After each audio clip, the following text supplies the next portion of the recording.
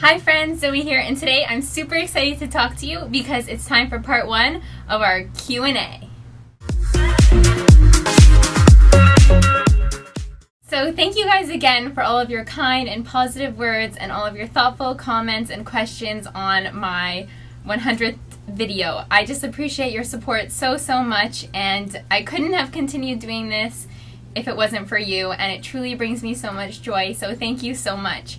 So because there were so many questions and I can be a bit of a chatty girl, I've decided to split the questions into 2 different videos. So I've decided to group the questions into different categories, and then each Q&A will be around those types of categories. So today's video is going to be all about my career, and then questions that you guys had about my life, and then tomorrow, when you guys will be seeing the next Q&A, which would be Wednesday morning because I'm posting 4 videos a week now, thanks to you guys. So Wednesday's video will be about my channel, the direction of my channel, travel, veganism, and minimalism.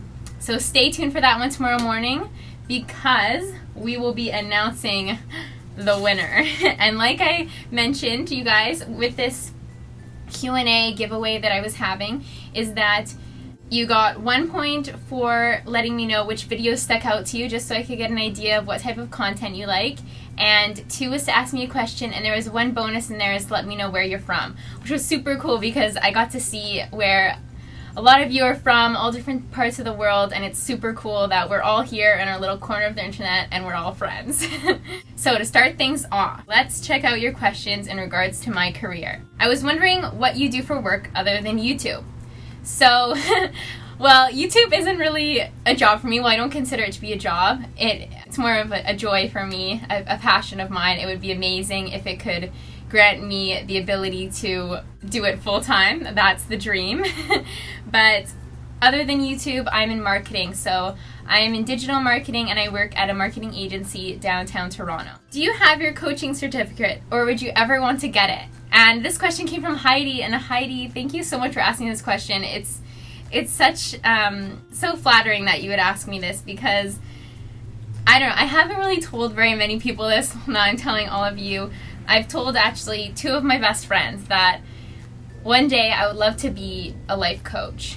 And I know that being a life coach, I'm only 24 years old, so it's like, you know, what life experience do you have to coach people? But I just love to inspire people and motivate them, and I love to help my friends, so I would just love to help as many people as I can. I do have a major in kinesiology and love fitness, so I love to coach people in that sense, but I love to coach people and motivate them in other areas of their life, like business or helping them get jobs. I believe that what you put in, you get back to you, and I just get so much joy and positivity out of helping people and seeing them succeed. So hopefully one day that can be my full-time career. I would absolutely love that. If you could start a business, which would it be?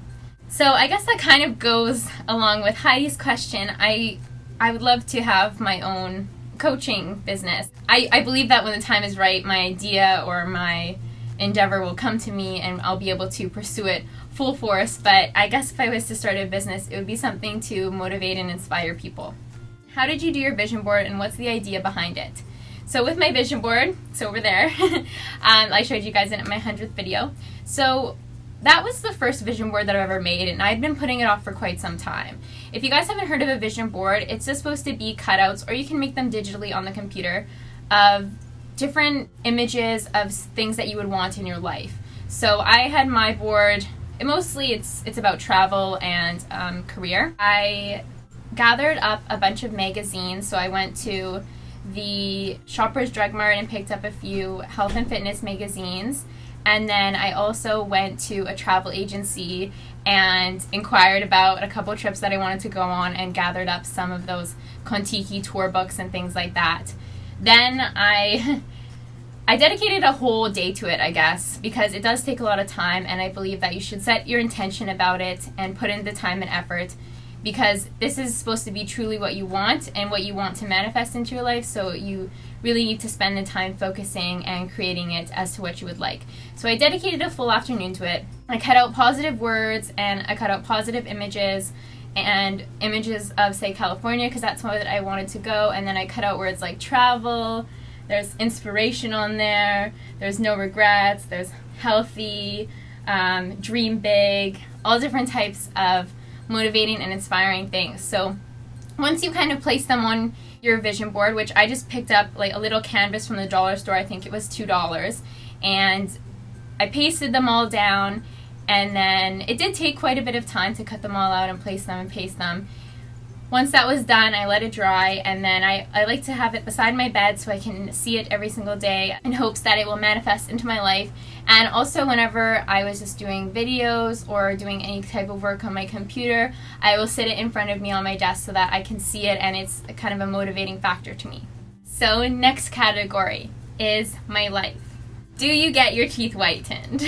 No, I do not get my teeth whitened. I actually get this question quite a bit. So I previously had braces when I was a teenager, and I just had this phobia or some type of, I don't know, I just became a little bit OCD about brushing my teeth all the time, so I think that's probably why my teeth are so white. I also recently learned from a friend that depending on the color of your hair can also determine the natural color of your teeth. So people with blonde hair tend to have lighter teeth, and then people who have brown hair, black hair tend to have still white teeth, but just almost like a different shade. So I do take good care of my teeth, but it also might have something to do with my genes. I probably brush my teeth like anywhere. It used to be 7 times a day, and then my dentist was like, Zoe, you can't do that because it's actually not good for you. So then I've kind of tried to stick to 3 to 4, sometimes 5 times a day. What is the best advice you were given and hated at the time, but now you live by? So I can definitely tell you what this advice is. I probably received advice a few times, but there's one time that's really sticks out to me. So when I was younger, when I was in elementary school, middle school, I played on a youth basketball league, which wasn't with the school, it was a youth league outside of the school. And I was consistently getting bullied by these girls on the other teams, and it was quite obvious. They would be quite catty to me, and when the referee wasn't looking, they'd like push me from the back. And if you guys play basketball, you know you can't push from behind, so they would push me, they would pinch me, or they'd run by me and like nudge me and just be like super catty like that. And I remember I had like a breakaway on the court, and I was dribbling down, and I was going to take a basket, and the girl fouled me and like scratched my face on the way down, and like underneath my eye was like bleeding, and I was so fed up. I started to cry, and I marched up to the bleachers, and I told my dad, we're leaving, I'm over this, I'm not coming back, these girls are so mean. And this is like in the middle of the game, and my dad was like, no, Zoe, you finished what you started, you get back down there and you finish the game. And in that moment, I was so not into finishing the game. I was so upset and just like so horrified that these girls were continuously being so rude to me. So I didn't want to play, but my dad made me go down there, so I sat on the bench, cooled my temper a little bit, and then I got out there and I finished the game. And I remember that moment because it was almost like a form of sticking up for myself. I didn't let those girls ruin my time. I didn't, even in the moment, I just wanted to cry and get my dad to take me to Tim Hortons, and then we would go home or something. But no, I stayed there, I finished the game, ended up going out, and I remember I scored like a 3-pointer or something, and I was super happy about it. And I think that just finish what you start, and don't let anybody tell you otherwise. If you want to be consistent, if you want to pursue anything, just be consistent and just commit for yourself. I guess that's maybe like a few lessons, but there you go. How do you stay positive?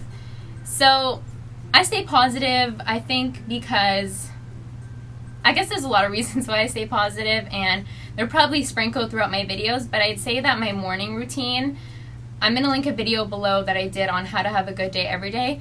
I'd say my morning routine really influences how the rest of my day goes. So I like to take the time to do exercise, to meditate, and to journal, and to eat healthy foods, and I truly feel like that is the formula for a great day.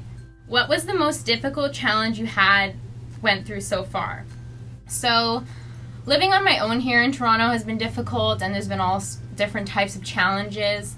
But I'd say that in my younger years, when I was a teenager, I right now in my life, I don't have a relationship with my mother, so in growing up, there was a lot of dark times surrounding that. So I'd say that that was probably the most difficult times in my life. But we all learn and we all grow from all of these negative experiences that happen to us in our lives.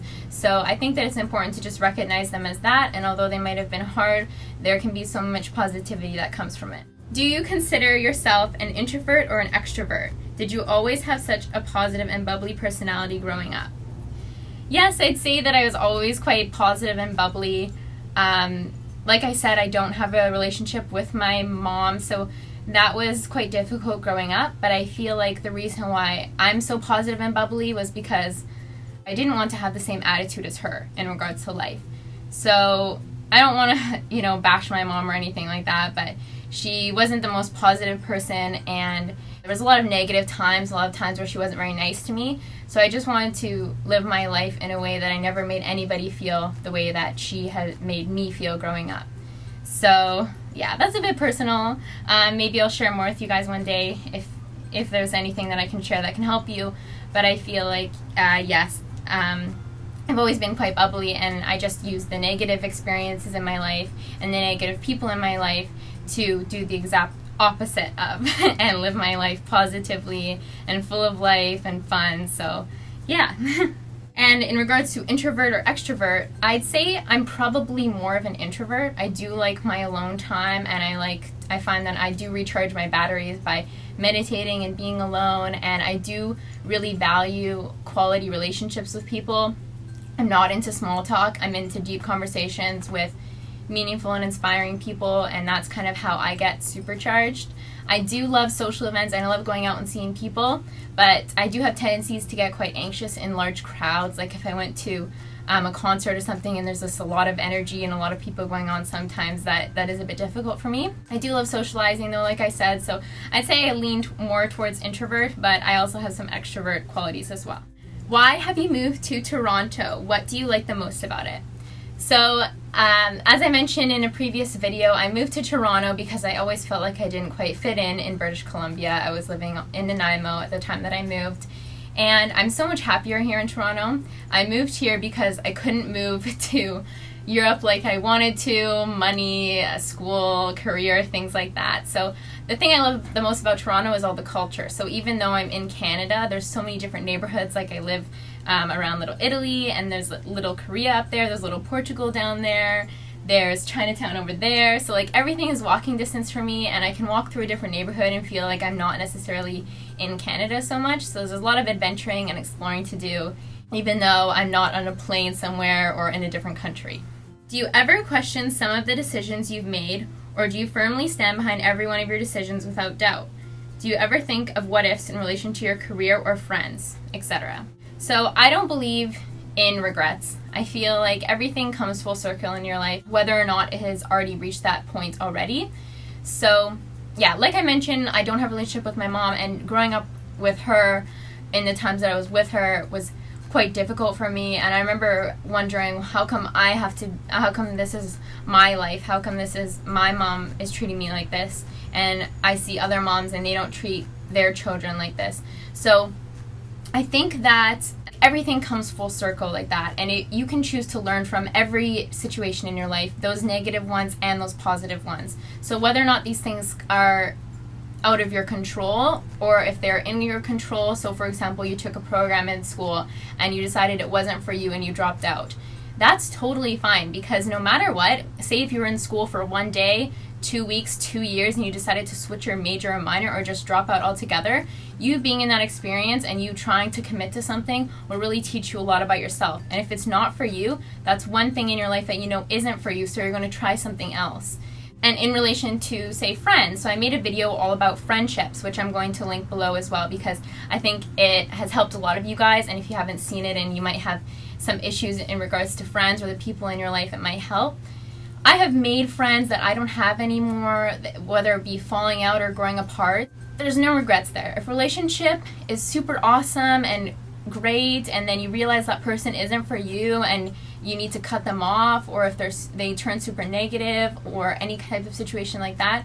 We all grow up and we all grow apart or together with people. So if you are growing up with somebody and then you all of a sudden start to grow apart, that's okay. It's life. It happens to every single one of us.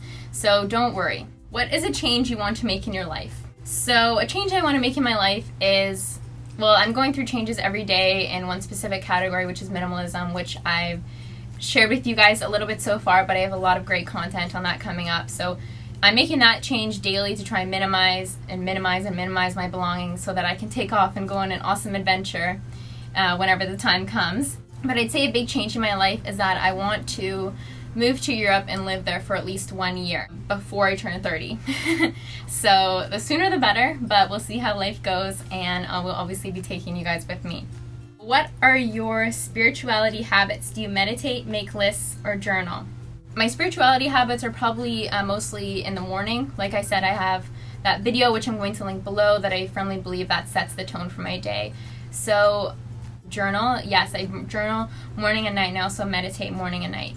So I now have a mantra which I was given to by my guru, Alma. I'm going to link her below as well. I had an amazing opportunity to meet with her, and I definitely recommend you guys check out her work if you aren't aware of her already. So she gave me a mantra, so that has really helped me with my meditation. I use mala beads for that, and then I also meditate in silence for some time.